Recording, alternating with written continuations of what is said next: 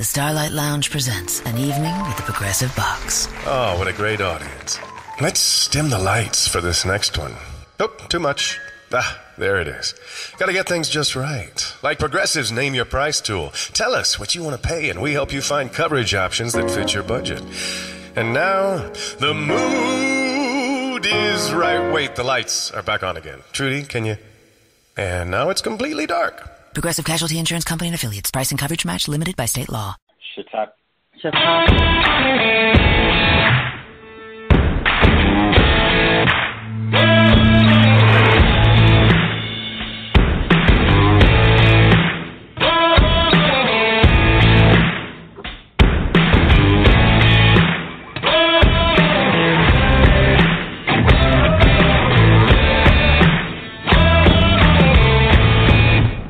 Night Callers Bigfoot Radio.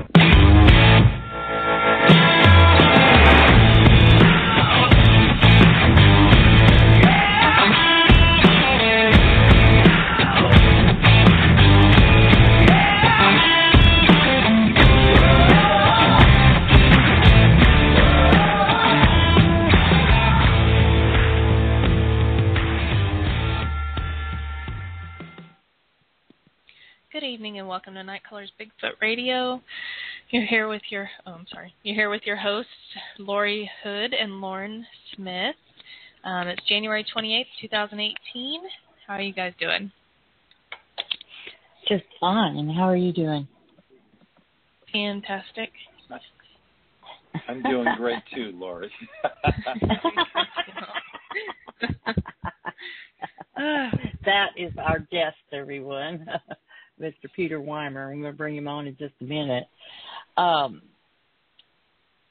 It's been an interesting week. You know, Lauren was actually in an active shooter situation at one point this week. Well, she probably doesn't want to talk about that, but that was pretty interesting.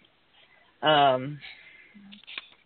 thankfully, everything's okay. So nobody was hurt, and all was all right. But you go ahead, Lauren. Do you want to share that? It's just, I'm fine. It's been a week, and I'm hoping that next week will be a little bit less interesting. We had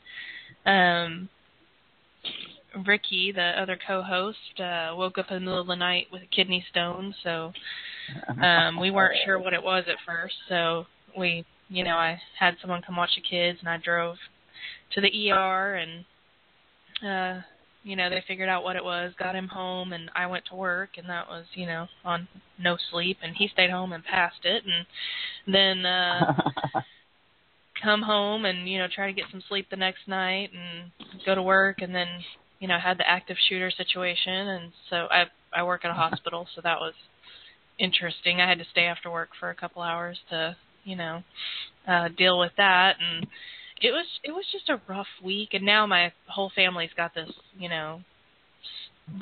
cold thing going on. We've got sore throats, runny noses, coughing, headaches, and no fevers yet, but I'm just ready to be out of all this drama. Well, they say that the flu season is not over yet, so be real careful. Of course not. It's not going to be over until February or March. Oh, really?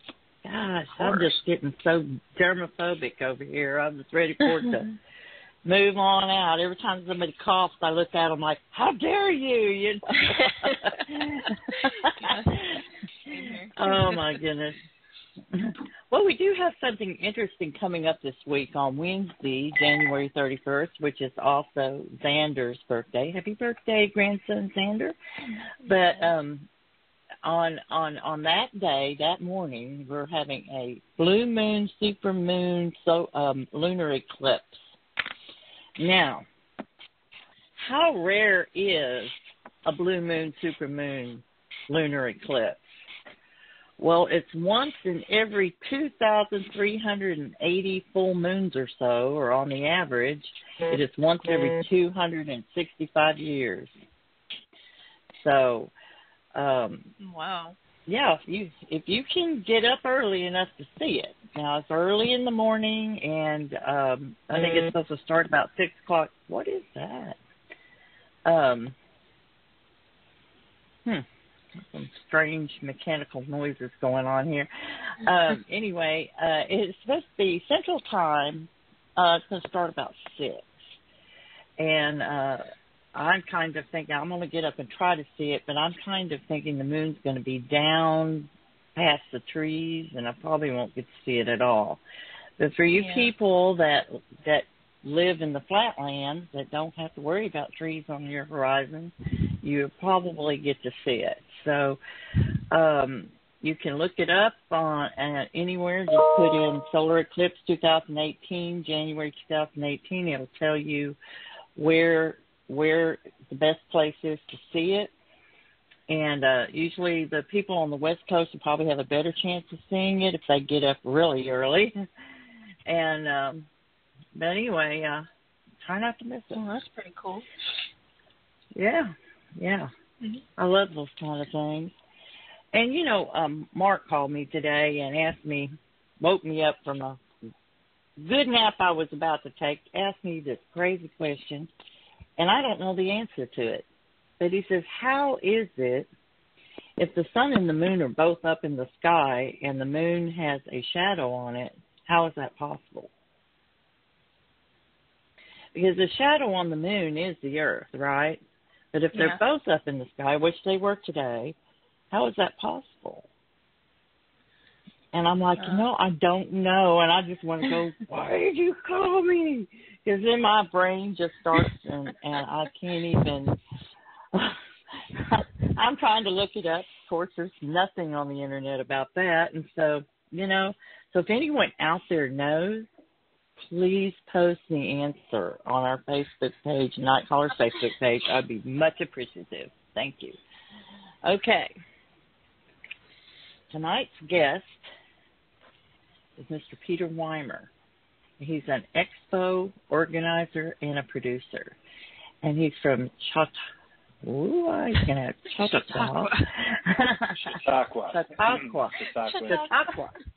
Yeah.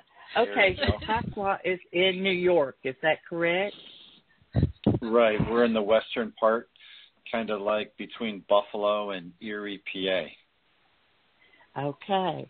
Well, everyone, we'd like to welcome Mr. Peter Wiemer. Hi, Peter. Thanks for coming on tonight. Thank you for having me. How are you doing? I'm doing real good, thanks. I hope you girls are feeling better, or Lauren's feeling better soon. But so far so good. Knock on wood, no flu here yet. Oh, I know. Thank goodness. I hope I don't catch it either. Okay. Let's see. According to your profile, it says that you graduated from Chautauqua Central High School in '76. So you're really close to my age. A little younger, but you're close to my age. And you purchased the Wan Chu Cottages on what that name? Chautauqua Lake. Let me say it about 3 times. Chautauqua. Okay, there the Wan Chu Cottages. I bet that was interesting. Yeah, we have a cottage. I'm sorry. Go ahead. We have a cottage resort. It's a vacation destination here on Chautauqua Lake. Our main markets would be Cleveland, Pittsburgh, Buffalo, most of the state of Ohio. We're the first real nice freshwater lake east of Cleveland, north of Pittsburgh. New York State has beautiful, beautiful lakes. Obviously, the Adirondacks and the Finger Lakes have beautiful lakes, but Chautauqua Lake's a special one. It's not as big as some of the Finger Lakes, so it gets warm. By midsummer, it's warm to go skiing or swimming, and that's kind of what we do for our real job is, promo tourism, try to fill some cottages, rent boats.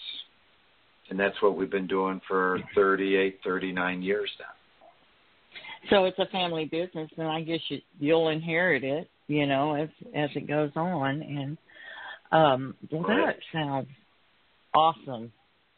That sounds awesome. Yeah, it is. That is yeah. awesome. Okay. Your interest in Bigfoot began 25 years ago. How did that happen? It did. Well, we've been doing sport travel and outdoor shows in Cleveland, Pittsburgh, Buffalo for about 27 years. And for 17 of those years, Larry Batson was doing a rattlesnake roundup, a wildlife educational show at the travel show, which was really more kid-friendly. At the height of the Cleveland show back in the 90s, Larry would have 500 people at his stage, and Larry was a Bigfoot aficionado. He had 3 cassette tapes that I bought a long time ago of his lectures on Bigfoot and his research and talking to people all around the country. And so he got me, and so twice a year for 9 days, we would be in Pittsburgh, and then 9 days we would be in Cleveland, back when the shows were 9 days long. Now they're all like 3 days long. But Larry and I became friends. We'd all go out to dinner. All the tourism people would go kind of become best friends, and we'd only see each other once or twice a year for, the shows. And Larry got me really interested in Bigfoot. And then in about 2011, I asked Larry to help me try to put together a Bigfoot conference here on Chautauqua Lake as a tourism special event, trying to bring in tourists to fill some cottages and to the Chautauqua Lake and County area. And so Larry helped me for the first 2 years, the first year in 2012, and then the second one we flew Bob Gimlin and Tom Yamarone in from the West Coast to the 2013 Chautauqua Lake Bigfoot Expo. And that was obviously one of our granddaddy expos that we ever had, because we had Bob Gimlin and Tom Yamarone here. Mm-hmm. And since creating this expo, I'm up to 31 eyewitnesses that have reached out to me, contacted me, emailed me, called me, or talked to me from the Chautauqua County area.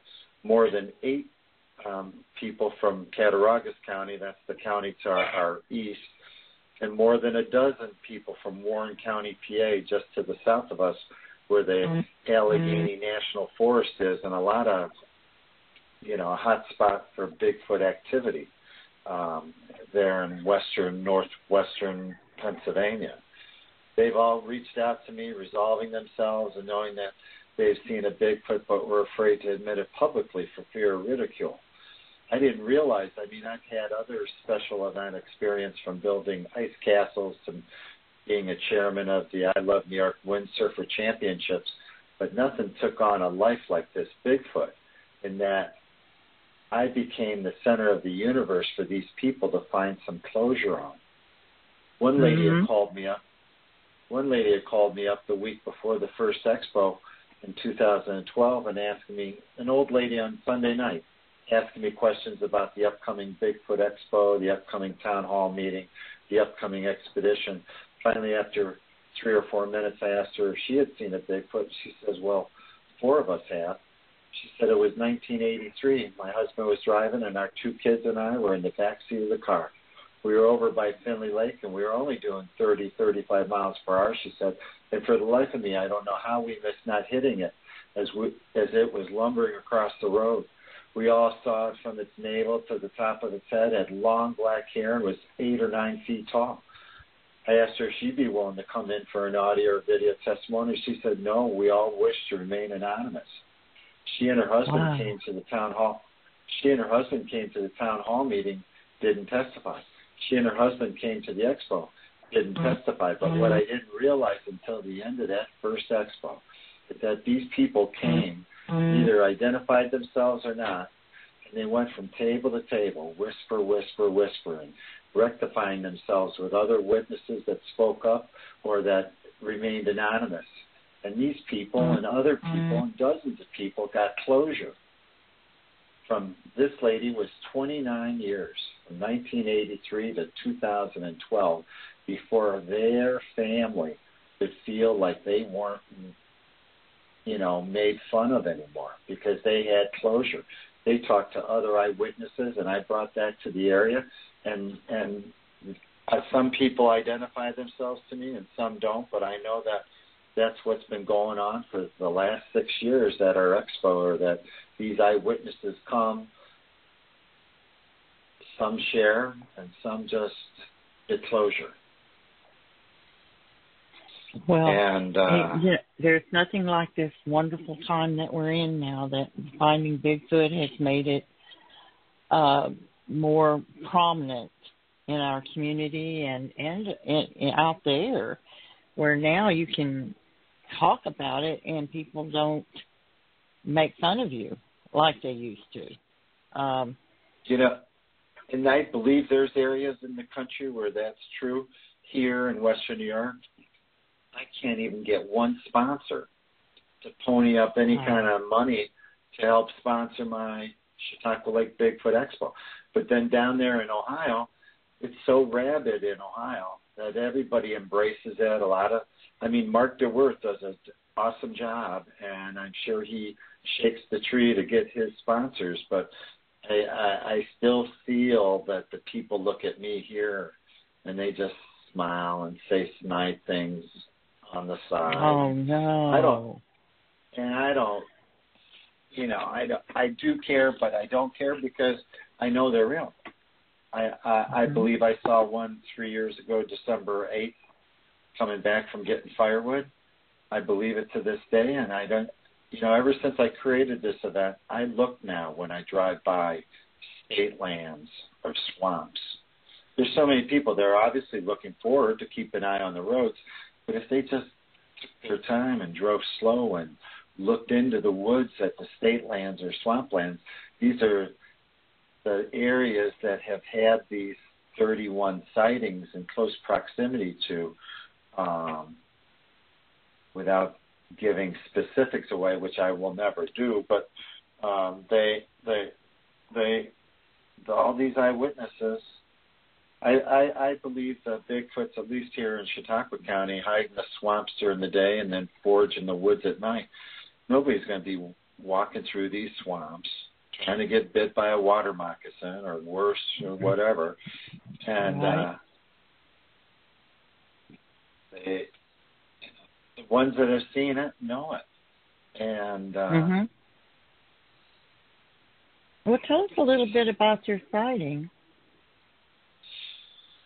I was coming back from getting firewood. I had my Canon DSLR camera sitting right in my lap. I'm looking to my left, looking across this swamp, going, I bet, you were 2 miles per driving hour. or walking? Oh, okay. I was driving. I had a 10,000-pound dump trailer hooked onto the back of my truck with firewood in it, and I see a dead ringer for a big black Sasquatch looking at me with his arms to the side. The sun was over the top of my truck, kind of over the back side of it, so maybe the sun was in his eyes. I had the camera up. There were thickets or goldenrods on my side of the road. I said, just let me get to an opening. I get to an opening, and then there's no Bigfoot. I park right away. I walk up and down that road for an hour looking for the same big, dead black tree or a dead ringer of a big, and it probably was a good 450 or 550 feet away. From the road here at my office down to the lake is about 550 feet. So I got a good notion of what 550 feet look from day to day. And I went home after an hour, dumped the wood, grabbed one of my rental kayaks that I have here, went back, realized the swamp was too frozen to be able to kayak in it, parked, walked 3/4 of a mile down the road before I could walk into the swamp without it going over my muck boots, walked a half a mile into the swamp, still couldn't make a left, turned around, walked out. There's a reason there. there's a reason. I mean, there's no way I could have gotten out there in an hour or 2 hours time, even if I would have gone right from the time I got there. Let alone he would have been long gone or she would have been long gone. And I think they got to figure it out. I think Bigfoot, Sasquatch, they know they got the places, they got the caves, they got the gorges. Here in Chautauqua County, we have a couple of huge gorges, which, probably have caves that used to, at one time, the Chautauqua Gorge was used in hiding the slaves as they were being moved north, the Underground Railroad that it was called. And rumor has it there's gold left in one of those caves, but of course nobody is hiking up and down the cliffs of the Chautauqua Gorge looking into caves, let alone that might be caves that these Bigfoots are hiding in. And I'm not to make fun of it, I just truly think they got it figured out. And were you excited that day that you had that sighting? Were you excited? I was. I didn't want to will a sighting on myself because exactly. I just look now. I try to bring my camera with me every time I get firewood because I know I go by the swamp on the way in and on the way out, and I look every time. I take a good slow drive, and I'm just looking for anything black, any movement, and of course it's easier to look now when the leaves are off the trees. During the summertime, you can't see 30, 40, 50 feet into the woods because the foliage is so thick. At least now you can see 100 or a couple hundred feet. Yeah. And one of my other sightings was about 4 miles from here. Was a mom, her 2 adopted daughters that was on the swim team with my oldest daughter at Chautauqua Lake Central School, and the German foreign exchange student, which was a swimmer from Westfield. And they were out hiking on this property, 10 acres, going down to this creek, and they came upon an adolescent Bigfoot holed up in the top of a tree. And the first thing that any of them said, the German points up to it and says, "Monkey." And they all watched it for 3 or 4 minutes as it was scurrying around the top of the tree. And finally a dread came over their bodies that they knew they better get out of there, and they left the area. They didn't even tell me for 10 months because they knew my kids, my 3 children, were getting ridiculed at school because of me. As the expo would get closer to, I'd be on the radio station or I'd be in the newspaper a little bit, and then the parents must have harped on these other kids and said, "Oh, that Peter Wiemer's stupid. He believes in Bigfoot." And then those kids go to school and they ridicule my kids. And I would tell my kids, I said, just get some backbone. And then I think most of them have gotten that now. But my youngest is still 13. I try to not be as obvious about it closer towards expo time but my other 2, my son's a senior and my oldest daughter, she's in college already and probably doesn't pay attention to my Bigfoot, things anymore. Yeah. But since we made the movie, I've seen Bigfoot. I think it's taken on a new presence as far as my kids go. And, of course, I've seen Bigfoot as a movie of eyewitnesses from Chautauqua County, Cattaraugus County, Warren County, and across the USA. And it includes an exclusive interview with Bob Gemlin when he came to our 2013 Expo. And it's available on Amazon and iTunes for $4.99, and it's free on Amazon Prime, and it's doing pretty good on Amazon Prime. So the 3 of us, Joseph Glarner, Mark Robinall, and I, who produced and made the movie, are feeling some joy. Not enough to pay all the bills yet, but some. Some's better than nothing.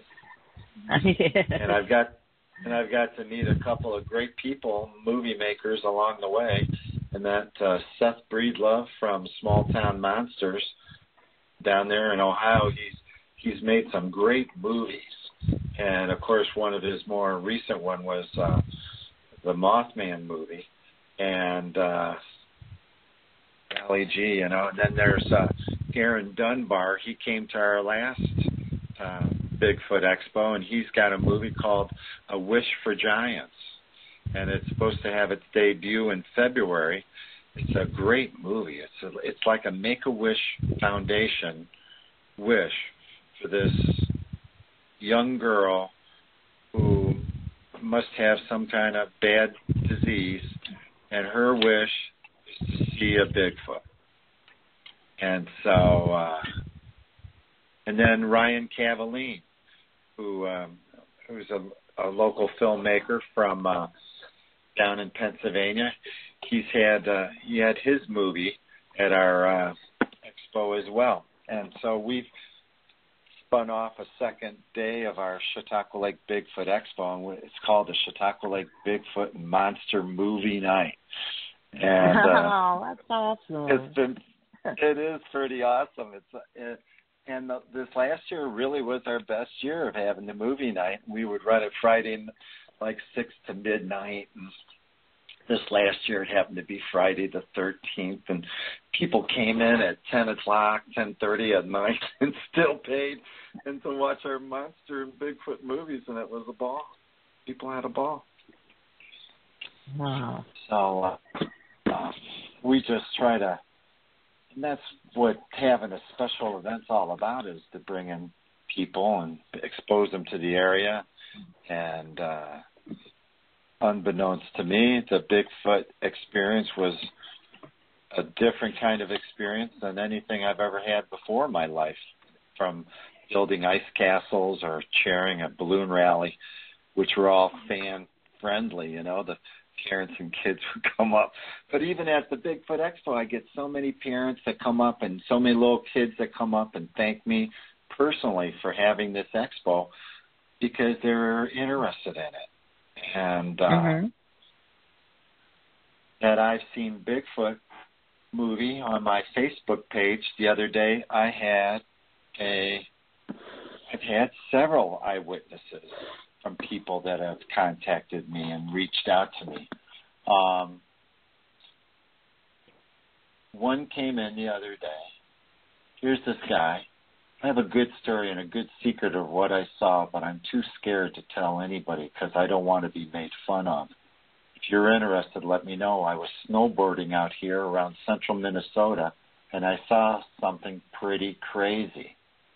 Well, actually, I was snowboarding, and I just had this weird presence like I was being watched, and I felt kind of funny ones, and I heard something laugh. Have you ever seen the movie Mulan? Do you know how they climb trees? This tall, hairy creature had like rabbit skin or deer skin wrapped around his feet, and he was able to shimmy up a tree like you would never believe. I've been watching Bigfoot shows on Netflix, and none of them have ever said anything about him having socks or sandals made out of deer skin. That was all right outside of Odessa, Minnesota. He was young and more human than I ever would have thought. So I fell once and I heard something laugh. He tried to hug the top of the tree and he blended in so well you almost couldn't see him. And that came in on January 26th. Did he say it laughed? Did he say it laughed? No, did I misunderstand? It laughed. He said, I fell once and I heard something laugh. He tried to hug the top of the tree and he blended in so well you almost couldn't see him. Now these people, it's just, I give this gentleman all the credit in the world for getting it off his chest. I've had old ladies come up to me at the expo, or an old lady like in her 70s or early 80s, and she's telling me that she saw a Bigfoot here on Chautauqua Lake, and her family doesn't believe her. And I told her, just come in for an interview, and when it's all said and done, you can leave that for them to remember you by, because she knows what she saw. They all know what they saw. They're not out to come and goof on me being a 70, 80-year-old lady. I did a library function August 26th or 27th over in Olean, and a speaking engagement on Bigfoot. And I got there, and they had like 70 chairs, and I said, do you have more? And by quarter of, the place was packed, and we had like 30, 40 people overflow. And unbeknownst to me, they had the mayor there of Olean, and because they did a big story in the newspaper the next day. Google Olean Times Herald Bigfoot, and you'll read about it. And there, 80% of the people were old. 90% were old. There were people that had had experiences or had friends, or they had heard something, or they knew somebody that knew something. They were really more interested in maybe even themselves getting closure. And at the end, as the Olean mayor was being interviewed by the newspaper, he wasn't going to doubt anything. He said in so many words, there's a lot of things in those woods we don't know about. Oh, I've heard that expression. There is. And he's not about to ridicule or doubt these older people that were in the room with him. I bet you it was almost an eye-opener for that mayor. And I didn't get to meet him because I didn't know he was in the room, and he didn't come up and introduce himself to me until I read about it in the newspaper. But he doesn't want to make his citizens feel bad, So he answered it quite neutral and quite correctly, and indicating to the press that there's a lot of animals in those woods we don't know about. I know that from doing Bigfoot shows, Native American Indian told me that two things Bigfoots can do. They can do wood knocks, and they can do rock. And rock knocks mean you come in peace, is what this Native American Indian told me once. I figured it out or learned from attendees that ever since that spotted owl that was named to the endangered species list out west, which decimated the timber industry in those woods, that was a wake-up call to the rest of the governments, including New York State, not to acknowledge the existence of a Bigfoot. Because if you acknowledge the existence of a Bigfoot, then the Endangered Species Act of 1973 kicks in, because it's automatically a rare animal. They're going to have to automatically protect its habitat, and they'd shut down all the woods. We'd have to import lumber from Canada, quadrupling the cost of building homes in the United States, putting banks out of business from writing home loans, and millions of contractors out of work. It's all about the economy and has really nothing to do about reality. And here in Chautauqua County, they know we have mountain lions, but they don't acknowledge it for the exact same reason, I believe.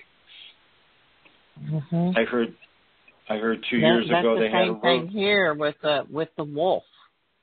We have red wolves here, but the red wolves, and they're endangered. And they say, well, we don't have red wolves here, but I've got recordings of red wolves. I've seen them, and they're here, but every game warden will tell you we don't have red wolves. You could have a dead Bigfoot next to Governor Cuomo here in New York State, and they would still deny it. They would. Rumor has it, and I heard this from somebody, because we get a lot of Pennsylvania people here, that somebody had a roadkill in Pennsylvania a couple of years ago, and when the DNR, or their Department of Environmental Conservation, came and took it away, the eyewitnesses said, "What about the Bigfoot?" And then the officer said, "What Bigfoot?" And then they just left. And that's Here I put the letter to the New York State Commissioner of the Environmental Protected or Department of Environmental Conservation to weigh in on it. First, they had a subordinate email me and said, since it's not a listed species for hunt, you're not allowed to hunt them. So if you as a hunter are out in the woods and it's not a listed species for hunt. Unless it's endangering your life, you're not allowed to shoot a bear out of season or an animal that's not a listed species. And then I asked them for more clarity on it, a more clear answer, and then they sent me this from the their chief wildlife biologist, which said in so many words that Bigfoots don't exist anywhere in the world, and that they don't make laws based on mythical animals. And that letter you can find on our Chautauqua Lake, or on our BigfootExpo.com website, which is also our Chautauqua Lake Bigfoot Expo. And they won't touch it with a 10-foot pole. Well, Texas didn't like that letter from New York State because nobody in Texas wants New Yorkers telling them they don't have Bigfoots. And so the Houston Chronicle at the time had made a big article about that. And now I don't think anybody in New York State will talk to anybody about a Bigfoot. From the Department of Environmental Conservation, that is. Oh, my goodness. That is interesting. Wow. Well, I've heard lots of reasons why they, there's been a lot of theories as to why they don't want them to be proven to exist. And the lumber industry, the oil and gas industry, we make a lot of money off our forests. Our country makes a lot of money off the woods, off the exact habitat, swamps and woods where these beings exist, and it's their home, and that would all be shut down if it was declared a habitat for the Bigfoot. And they will say, well, some people say, well, it would cause a panic. People would never go out in the woods. It would hurt tourism and camping and hiking and all these things. And people would be terrified of the woods. Or it would cause a mass hunt of Bubba's going out there, we're going to kill a Bigfoot, or right. I mean, there's just been all kinds of theories, that I personally believe the government is well aware that they exist, that it's kind of like Area 51. They're not going to admit it's there. We all know it's there. It's just the same way with Bigfoot. They're not going to admit it's there, but they know it's there. And right. I think that I do think it is important that the people that are out there researching Bigfoot, they're learning about the species. And it may only be for the rest of us who want to learn about it. But it is no government or scientist is interested in anything really. I don't feel that we can find about this. They probably know it all already anyway. But it's still the only way we can know anything is by getting out there and learning for ourselves. But anyway, go ahead, Peter. I'm off my soapbox. No, that's all right. There's so many woods in the United States of America. Obviously, we always like to point, and I have it. Steve Coles did during one of his presentations at the Chautauqua Lake Bigfoot Expo. And we video everything. We have our speakers sign a video release so that we can, use the video, and we release some of it on YouTube. And Steve Coles explains, the first documented sighting of a Bigfoot seen in the United States of America was in 1818 in a newspaper article in Sackett's Harbor, New York. They were seen on the East Coast long before the West Coast because the East Coast was settled first. And, they have sightings after that, up and down the East Coast. And as they settled the West, of course, they must have had some West Coast sightings. And It is amazing. I personally believe, from the number of sightings that have come forward to me here in Chautauqua County, there could be 4 or 5 or 6 little families of 3 or 4 Bigfoots. I mean, there's 33,000 acres in Chautauqua County, which is public state land and wildlife preserves or town lands that you can hunt on. Of course, the Adirondacks is like 6 million acres. You can put the Grand Canyon, Yellowstone, and Yosemite inside the Adirondack State Park. People go up there in the Adirondacks, and they get lost and they never come out. But I have a picture from a person that came to one of my Bigfoot sessions in Cleveland of his dog. They hiked the Cuyahoga National Forest, which is 33,000 acres between Cleveland and Akron. His golden lab mix always chases deer, but this particular day didn't want anything to do with this trail. He came running down the trail, tail between the legs, passing the people, wouldn't stop, kept running towards the truck. They looked up the trail, they took a picture, they went after the dog. They really didn't even look at the picture until later in the day. And there was a Bigfoot trying to hide behind a tree just down the trail from where this deer was standing. And he says they've been followed out of the woods a couple of other times, and he gave me this picture. Crazy stuff. I become the center of the universe that people share. This other gentleman, the same day, shows me this trail cam picture.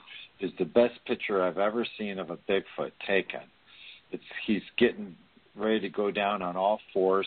He's looking over his left shoulder, right dead center at the trail cam picture, and I go, ooh.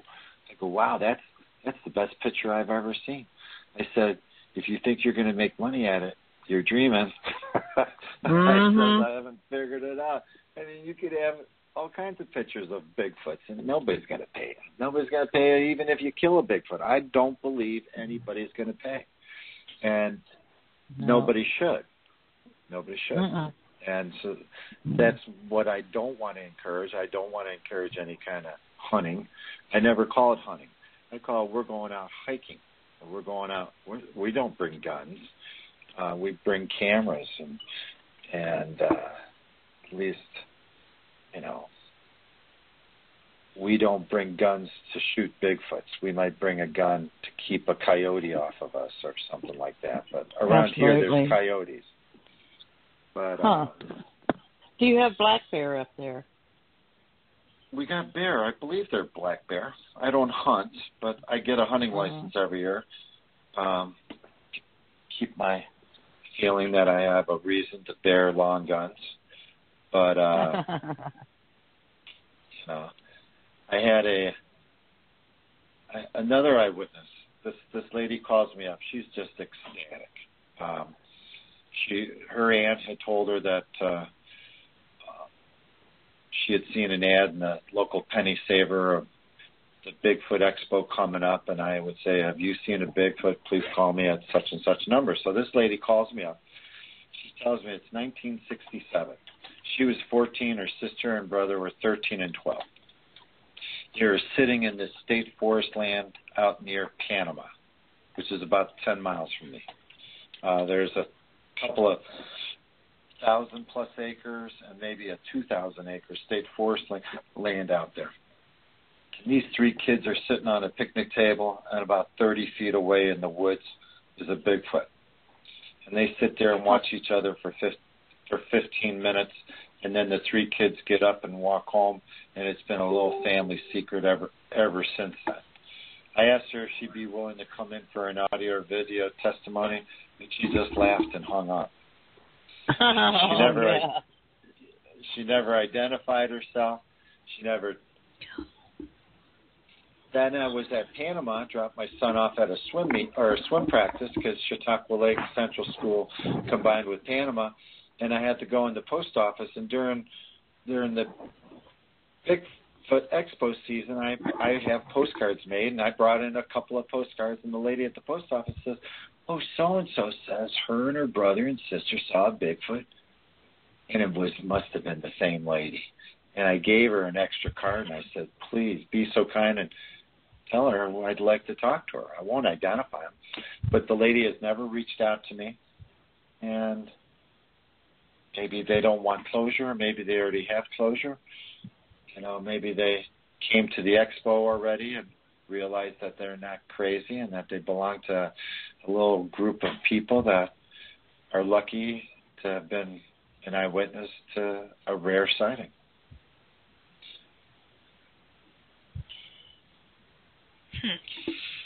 That's just amazing that you're an outlet for these people to come to you, you know. It is amazing. It's totally, and I had never realized that when I created the event until wow, it's a week before the event, and I'm up to a dozen people at that time that had reached out to me, and it still does now with the movie. I've seen Bigfoot Facebook page, Chautauqua Lake Bigfoot Expo Facebook page. I have a dream to build a national Bigfoot center here as a tourist attraction. First, the county legislature, which collects a bed tax that can be used towards tourism projects. When I tried to wag the tail last year that they should give me some seed money, they basically laughed me out of the newspaper. The newspaper doesn't. The newspaper is just an example of the mindset in this area. I took out an ad. If you take out an ad in this thing they called, can't remember, but then you can write yourself your own article. And so I wrote a real nice article on Bigfoot. They gave me the smallest headline, put me on the back page, and then I was the only article that got a disclaimer. You could tell all the articles that were written by the advertiser because it didn't have a newspaper reporter's name next to it. None of those other articles had disclaimers. Only my Bigfoot one, and it said that the thought, in so many words, the expression of the author of this article is his own, and that Bigfoots don't exist. And they said that in that disclaimer that Bigfoots don't exist. Why would they publish it then? Bless you. Right. I mean, I wanted my money back, but I haven't advertised with this newspaper since. Yeah. And it's like trying to push a rock or a ball up the hill. Yeah. And it gets we have someone in the chat room who commented and said that John Craik said, "Peter, I grew up in Sackett's Harbor, and I was surprised to hear at your Chautauqua Lake Bigfoot Expo that the first recorded news article of a Bigfoot sighting was from Sackett's Harbor." He said the sighting was in Ellisburg, but reported in the Sackett's newspaper. There you go. I didn't know that. Yeah. That's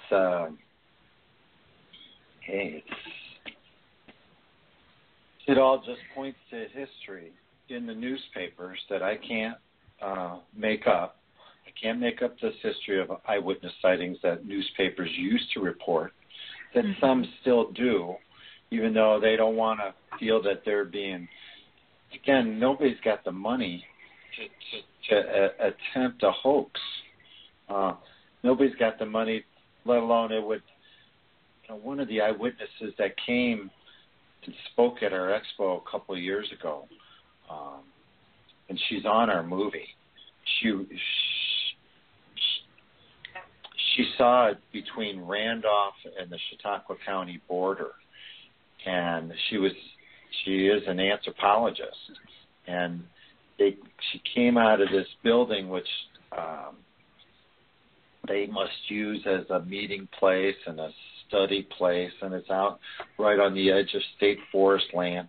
And as she was leaving with her car, she backed up and then pulled forward, and right in front of her headlights was this full-size Bigfoot.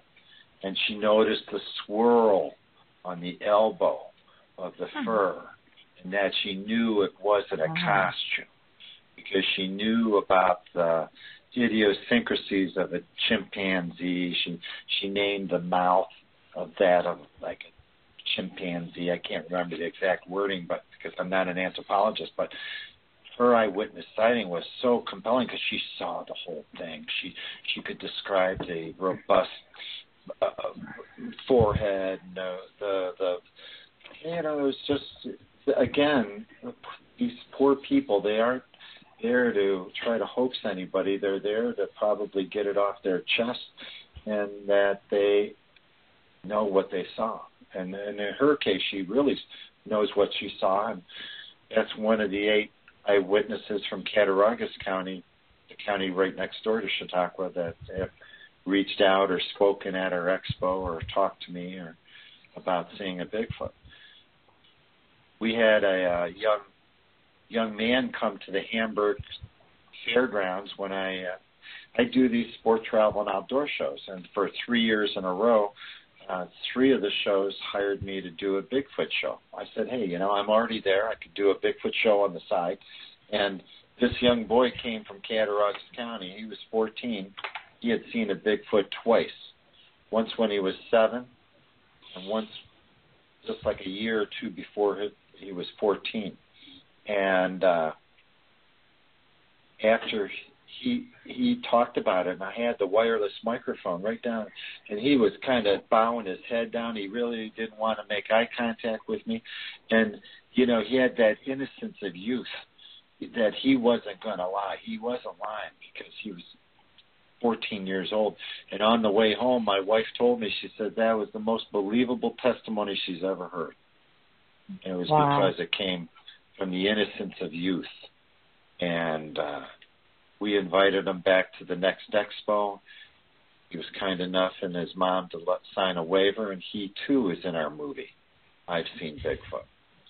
And he lives out in Cattaraugus County, close to 2,000-3,000 acres of woods that must have swamps and all kinds of stuff.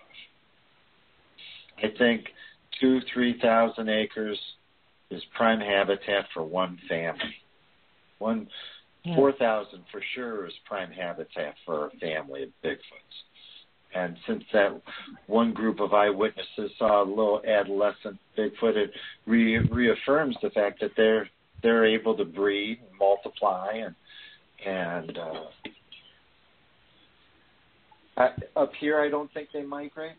I mean, they might, but I've talked to a Bigfoot researcher at the Ohio conference this past May from Alabama, and they believe they migrate, and that they find these stick structures which might be directional indicators for them, and or they might be territorial indicators for Bigfoots trying to move through the area. But I had we used to have a host on our show, and he's a good friend of ours, Luke Gross. He had a theory about those TP structures, the small ones, and he said if you ever notice that they're each branch is from a different tree. And he said it was his idea was thinking that they were maybe menus, letting their kind know what kinds of trees are available in the area. And most of them were fruit-bearing or nut-bearing trees. And so I thought that was very interesting. He always thought out of the box anyway.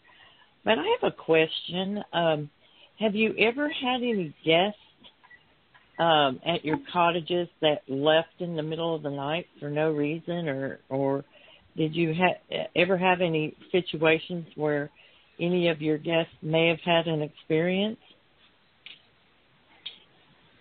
No, Now, Okay. I've had guests leave in the middle of the night because of, whatever medical reasons or something, but nothing to be nothing related to Bigfoot, I believe. Out of the 31 So you never had anybody eyewitnesses- leave all their belongings and never came back? No. I'm up to 3 of my 31 eyewitnesses have seen it lakeside on Chautauqua Lake. Oh. One over on the other side of the lake on the eastern shore, and probably 2 on the west side of the lake. One was down near Stowe, where the bridge crosses the lake, where there is a public parking, and then you can walk down the lake and fish area that a person believes they saw a Bigfoot as they were driving by out of the corner of their eye.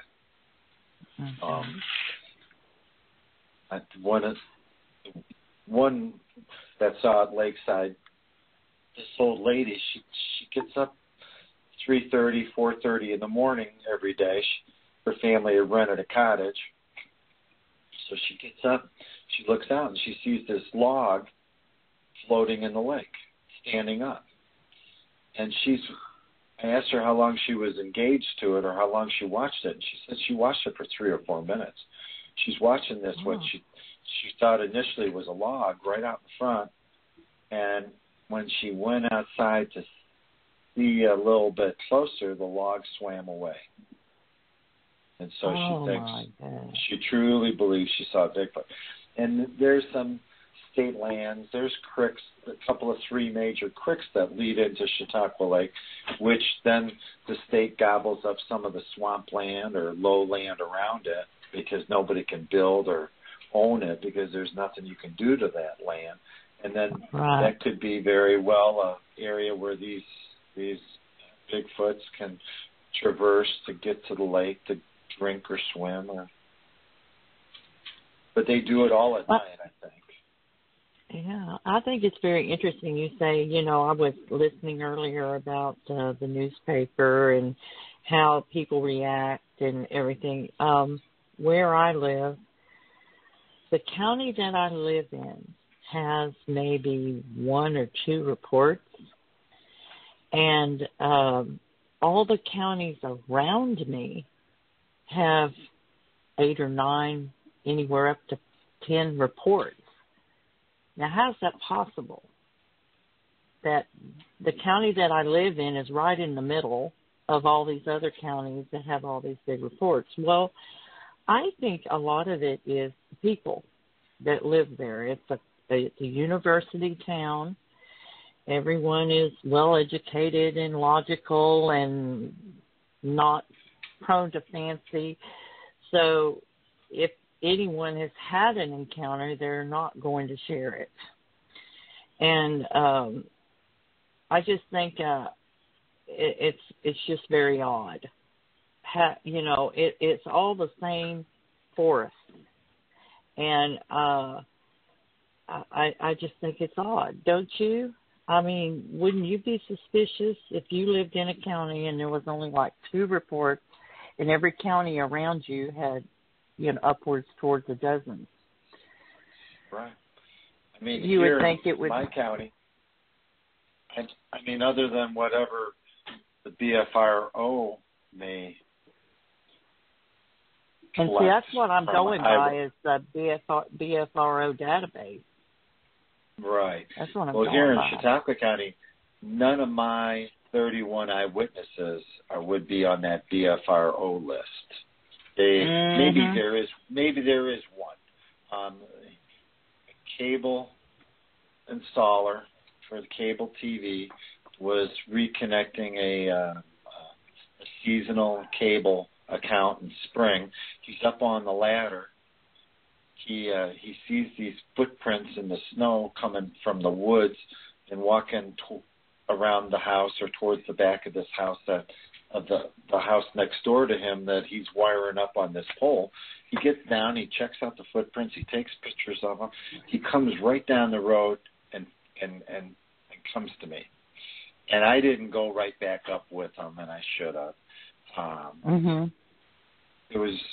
but he did reach out to Paul Matea, who is from the BFRO, and Paul reported about this incident at our last Chautauqua Lake Bigfoot Expo.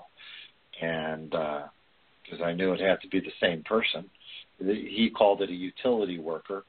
And why some people might call me up and not the BFRO, because maybe they don't know, maybe they just freaked out after they talked to me. I never disclosed anybody's name to anybody of the eyewitnesses, because that's the faith that they gave me when they told me about it. And so, are you going to have another expo this year in 2018? Yes, our 7th annual Chautauqua Lake Bigfoot Expo is going to be October 12th and 13th at the YMCA Camp on Yassa. It's a beautiful YMCA camp right on the shores of Chautauqua Lake. And it's a real lodgy kind of effect, and it can hold 175 people. And has a kitchen facility, so we order in some pizza and sell coffee and candy bars. And it's not as anything like the Ohio Conference. The Ohio Conference is the granddaddy of the East. I'm sure there's some major Bigfoot conferences out west that I wish I could go to, but I just can't because my real job keeps me buried to the grindstone April through October, November-ish, and then I can slow down for the winter. But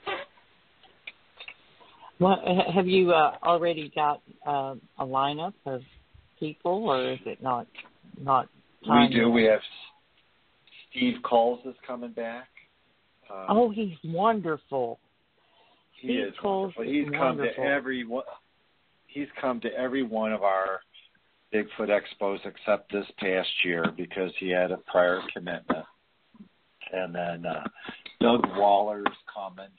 He's been a great influence in the Ohio area. Steve, of course, will be New York. Doug Waller from Ohio. We're hoping that Tony Merkel will come back.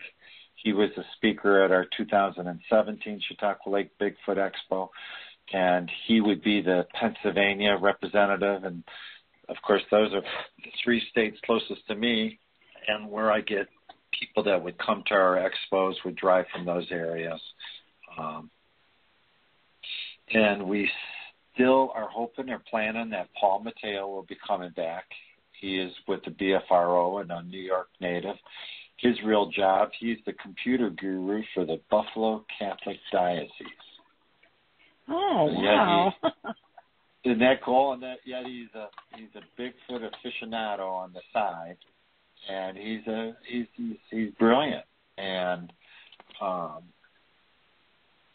we're still haven't sealed the deal on Tony, but we're going to be making announcements soon. And of course, October 12th will be the Chautauqua Lake Bigfoot Monster Movie Night, and Seth Breedlove is going to be coming back, and so we'll be showing some of his movies. He will be a speaker on Saturday as well. He'll be able to talk about movie making and Bigfoot and stuff. This past year, we had a movie maker forum. We had 4 or 5 movie makers, and we took up one of the sessions, and that was all good. I think this next year we're going to just let Seth handle it because he has so many more movies than any of us all put together. And what a firecracker he is! I mean, he is. Do you know Seth Breedlove? From Small Town Monsters? You're going to want him on your Blog Talk radio show. He is let me put his name down. Yeah. He is quite entertaining. Seth Breedlove. Seth Breedlove. Yes, ma'am. Okay. And, of course, we're tickled pink that Seth and Steve and Doug and Paul and hopefully Tony will be back. And we're going to swing the bat and try for a home run on October 12th and 13th. That sounds awesome. Anybody? Listen, if you send me a clip, we'll run an advertisement for it, and also we'll put something on our page. If you send us like a flyer or something like that, we always try to advertise for these conferences, and sure. We'd be more than happy to advertise. I wish I could go. I think that part of the country is so beautiful. I've never been there, but the Adirondacks, I would love to see those mountains and from the ground. I don't really want to see it from on top. Right. The Adirondacks are probably 6-hour drive from here. We're in the westernmost part of the state. We're still woodsy. We still have plenty of woods and little mountains but the farther east you travel from here, the more mountainous and Allegheny and, Adirondack mountains come into play. We're a 2-hour drive to Niagara Falls. We're a 2.5-hour drive. You. Oh, yeah. Wow. We're a I would two-hour. love to see Niagara Falls on my bucket list. There we go. My and then goodness. a 2.5-hour drive to the Rock and Roll Hall of Fame in Cleveland, Ohio. So we're kind of right in the middle. You can do a little road trip one day to Canada and a road trip the next day to Rock and Roll Hall of Fame. And then, of course, Chautauqua County's got lots of stuff. We have the Lucy Museum. Lucille Ball was from Chautauqua County, which now has led to the national. Yep. And now they're building, and it should open this year, the National Comedy Center, which is going to be basically the Lucy Museum. And, of course, the Chautauqua Institution. Chautauqua Institution is a cultural, religious, operas, plays, amphitheater events. That's about a mile away. Town of Chautauqua was named the #1 small town in 2014 by Smithsonian Magazine. It was named the #1 town in America to visit, was the town of Chautauqua. And so I have that right on my homepage at WeWantYou.com. Yes. I have to convince everybody. All the other reasons they should come and stay here is because there's so many positive experiences in the area for them to go and visit and check out. Well, Peter, thank you so much for coming on the show tonight. It has been interesting to hear these stories and to hear about the conference. I'm very excited for the people in the Northwest that live close enough that can go to this, and I like I said, we would be more than happy to advertise. We have a lot of listeners from all over the United States and out of country as well. So we'd be glad to share that information.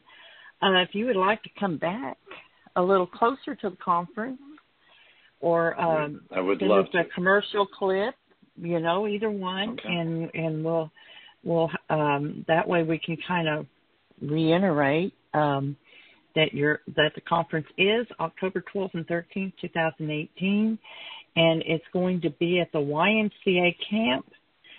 All those names, Anyasa. Camp Anyasa. I don't know I know you grew up around there, so it's easy for you to say these names, but they're all Indian names, aren't they? Yes, they are. Yes, and it's just a whole different way of speaking. My goodness. But thank you again, Peter. We enjoyed it so much. Thank you so much, girls. She got booted out, but she wanted me to tell you thank you for coming on, and she's been trying to get back on. And so anyway, everyone, we're going to go ahead and call it a show, and thank you for listening. Peter, have a wonderful evening. Thank you for coming on, and we're going to tell everyone good night. Okay, good night. Thank you. Good night. Good night.